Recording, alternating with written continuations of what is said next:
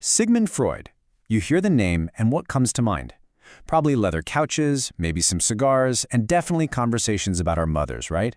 His ideas are everywhere. Freudian slips, the ego, defense mechanisms.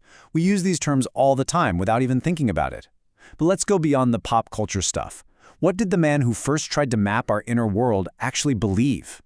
Let's dive in and demystify one of the most influential and controversial thinkers in history. Okay, so to really get a handle on his ideas, we first need to understand the world he was coming from and just how mind-blowing his thinking was for the time. So this is the man himself, Sigmund Freud. He was an Austrian neurologist who basically invented a whole new field he called psychoanalysis. You have to remember, before him, if you were struggling mentally, people often just dismissed it as a moral failing or some kind of brain disease.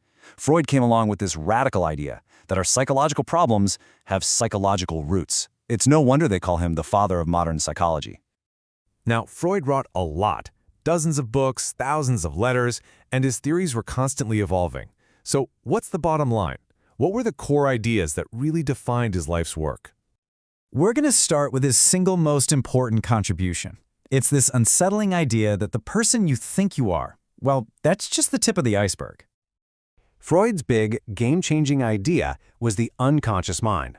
He argued that there's this huge, hidden reservoir inside all of us that holds the real drivers of our behavior. You know, repressed memories, primal urges, deep-seated fears. The crazy part is, we aren't even aware it's there, but according to Freud, it's pretty much always pulling the strings. He came up with this brilliant metaphor to explain it: an iceberg. He said our conscious mind, everything we're aware of right this second, is just that little tip you can see above the water. But the huge, powerful, unseen part that really dictates where we're going, that's all beneath the surface. That is the unconscious. So if most of our mind is hidden, what in the world is going on down there? Well, Freud imagined it as this constant drama, a kind of internal battle between three key players. First up, you've got the id. Just think of the id as your inner wild child. It's the part of you that's been there since birth, and it operates completely on what he called the pleasure principle. It wants what it wants, and it wants it right now. Food, pleasure, you name it, with absolutely no regard for morals, reality, or anything else. Yeah, it's basically the wolf within us. Just pure, untamed instinct. Now, fighting the id every step of the way is the superego. This is your inner parent, or maybe your inner judge. It's the voice in your head that has soaked up all the rules and moral standards from your parents and from society. Its goal is perfection, and its favorite weapon to use against you is guilt. You can see how the superego creates this constant internal conflict, right? It's like you're always at a moral crossroads. It's constantly pushing you to do the right thing, which is often the exact opposite of what your id is screaming for. So who referees this epic battle? Well, that's where the ego comes in. The ego is the rational part of you, kind of like the CEO of your personality. It operates on the reality principle. Its job is to find realistic and socially acceptable ways to get the id what it wants, but without setting off the alarm bells of the superego. So you've got this constant three-way tug-of-war happening inside you.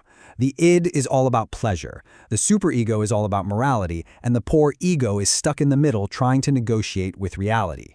For Freud, your personality is basically just the result of this never-ending internal fight. Okay, so Freud had this incredible, detailed map of the mind. But what did he actually do with it? How did he use it to help people? This brings us to the very beginning of modern therapy. Freud came up with what became known as the talking cure, and for his time this was a totally wild idea. The concept was simple. By just talking freely about their thoughts, their fears, their dreams, patients could release all this pent-up emotional energy from their unconscious. This emotional release, a process he called catharsis, was the real key to healing. So how did he try to get into that locked room of the unconscious? Well, he had a few keys. He analyzed dreams, which he famously called the royal road to the unconscious, because he saw them as symbolic expressions of our hidden wishes. He also identified defense mechanisms, all the clever little tricks our ego uses, like denial or repression to protect us from feeling anxious. And of course, he paid very close attention to those little slips of the tongue. And that famous Freudian slip? It wasn't just some quirky, offhand observation. He actually formalized it in his book back in 1901. He argued that these verbal mistakes aren't mistakes at all. Nope, they're actually direct, uncensored glimpses into what our unconscious really desires. All right, so let's fast forward to today. It's been over a century. Where do Freud's ideas stand now?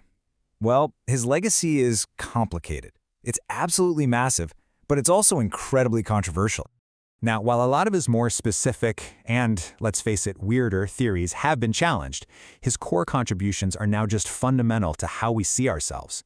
The idea that there's an unconscious mind, the fact that our early childhood experiences shape who we are, the whole framework of defense mechanisms we use to cope, and the very practice of talking therapy, all of that can be traced right back to Freud. So look, whether you think he was a genius or a complete fraud, and people have argued both sides fiercely, his impact is just undeniable. He gave us a whole new language to talk about our inner lives, a vocabulary full of egos and repression, and all the hidden currents that run deep inside the human mind. In the end, what Freud really gave us was this radical idea that we are, in many ways, strangers to ourselves. He drew the very first map of our inner world, a world full of hidden continents and powerful unseen currents. And it leaves us with a pretty fascinating question to think about. How much of your own inner territory is still waiting to be explored?